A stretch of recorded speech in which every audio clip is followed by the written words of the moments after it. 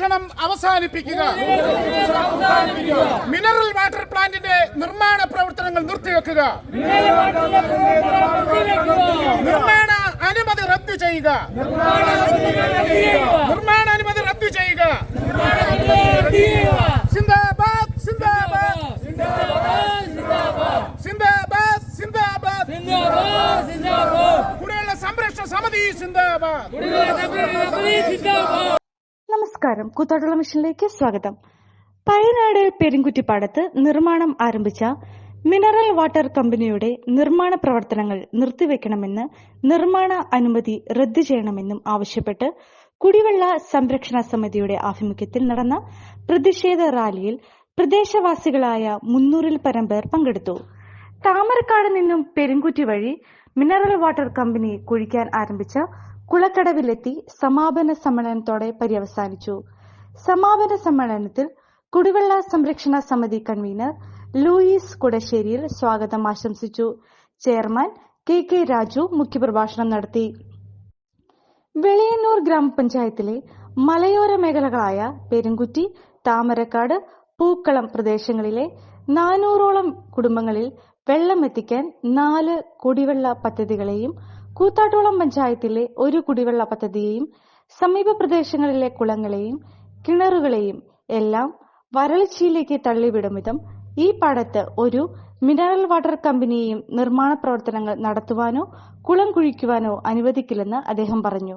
ആശംസകൾ അർപ്പിച്ച പഞ്ചായത്ത് മെമ്പറായ സണ്ണി പുതിയടം, ശ്രീമതി ബിന്ദു സുരേന്ദ്രൻ, ജോമോൻ എന്നിവർ കുടിവെള്ള സംരക്ഷണ സമിതിയുടെ എല്ലാ പ്രവർത്തനങ്ങൾക്കും പിന്തുണ പ്രഖ്യാപിച്ചു.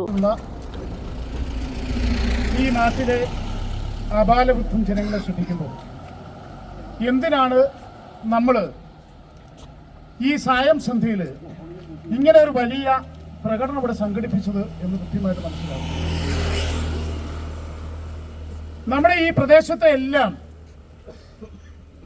മഹാവറുതിയിലേക്ക് തള്ളിവിടുന്ന നടപടികളാണ് ഈ കഴിഞ്ഞ കുറച്ച് നാളുകളായിട്ട് ഈ നാട്ടിൽ അരങ്ങേറുന്നത്. നമുക്കറിയാം, നമ്മൾ നിൽക്കുന്ന ഈ പ്രദേശത്തിന്റെ ഇരുവശങ്ങളിലും മലനിരകളാണ്. വെളിയന്നൂർ ഗ്രാമപഞ്ചായത്തിലെ ഏറ്റവും കൂടുതൽ കുടിവെള്ള ക്ഷാമമുള്ള മലയോര മേഖലയാണിത്. 4, 5, 6, 7, 8 വാർഡുകൾ ഉൾപ്പെടുന്ന മലയോര മേഖല. ഇവിടെ ജലസ്രോതസ്സുള്ള ഒരേ ഒരു പാടമാണ് ഈ പയനാട് പെരുങ്കുറ്റി പാടം. ഈ പയനാട് പെരുങ്കുറ്റി പാടത്ത് തന്നെ 5 കുടിവെള്ള പദ്ധതികൾ, വെളിയന്നൂർ ഗ്രാമപഞ്ചായത്തിലെ 4 കുടിവെള്ള പദ്ധതികളും കൂത്താട്ടുകുളം ഗ്രാമപഞ്ചായത്തിലെ 1 കുടിവെള്ള പദ്ധതിയും അടക്കം 5ഓളം കുടിവെള്ള പദ്ധതികൾ ഈ പാടത്ത് കിണർ കുഴിച്ച് അതിനെ ആശ്രയിച്ച് പ്രവർത്തിക്കുന്നുണ്ട്. നമുക്കറിയാം ഈ പ്രദേശങ്ങളുടെ ആകെപ്പാടെ ഏതാണ്ട് 400ഓളം കുടുംബങ്ങളിൽ നമ്മൾ വെള്ളമെത്തിക്കുന്നുണ്ട്. ഈ പാടത്തെ ജലസ്രോതസ്സിനെ ആശ്രയിച്ച് ഈ പരിസര പ്രദേശത്തുള്ള മുഴുവൻ വീടുകളും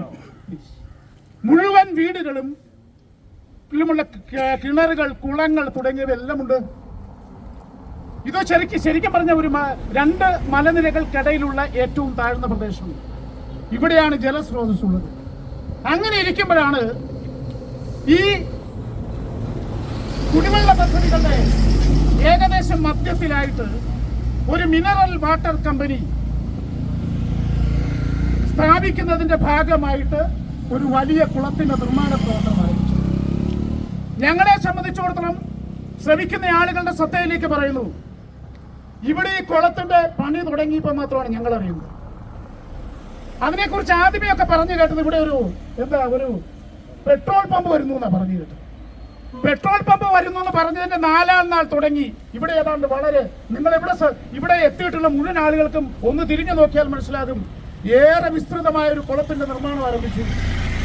അതിനെ ഈ നാട്ടിലെ ജനങ്ങൾ ഒന്നടങ്കം അതിനെ ചെറുത്തു. ഞങ്ങളെ കുളത്തിന്റെ പണി നിർത്തിവെപ്പിച്ചു, തടഞ്ഞു. തുടർന്ന് ഇവിടെയുള്ള കുടിവെള്ള പദ്ധതികളുടെ ഭാരവാഹികളും ഉപഭോക്താക്കളും ഈ നാട്ടിലെ ജനങ്ങൾ അടക്കം എല്ലാവരും കൂടി ഞങ്ങളൊരു കുടിവെള്ള സംരക്ഷണ സമിതി രൂപീകരിച്ചു. അതിലെ അംഗസംഖ്യ, അതിന്റെ ഒരു ചെറിയ പ്രാതിനിധ്യം മാത്രമാണ് നിങ്ങൾ ഇവിടെ കണ്ടത്.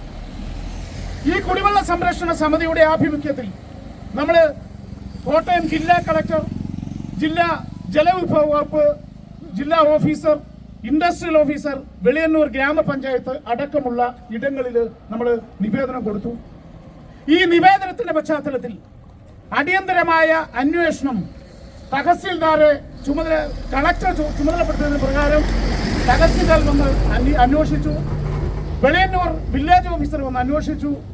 നമ്മുടെ വെളിയന്നൂർ ഗ്രാമപഞ്ചായത്തിനെ സംബന്ധിച്ചിടത്തോളം പഞ്ചായത്ത് സെക്രട്ടറിക്ക് നമ്മൾ നിവേദനം കൊടുത്തതിന്റെ പശ്ചാത്തലത്തിൽ വളരെ സത്വരമായിട്ട് ആ നിവേദനം കൊടുത്ത അന്ന് തന്നെ ഒരു അടിയന്തര കമ്മിറ്റി വിളിച്ചു ചേർത്തു. പഞ്ചായത്ത് മെമ്പർമാർ ഇവിടെ ഉണ്ട് അല്ലേ?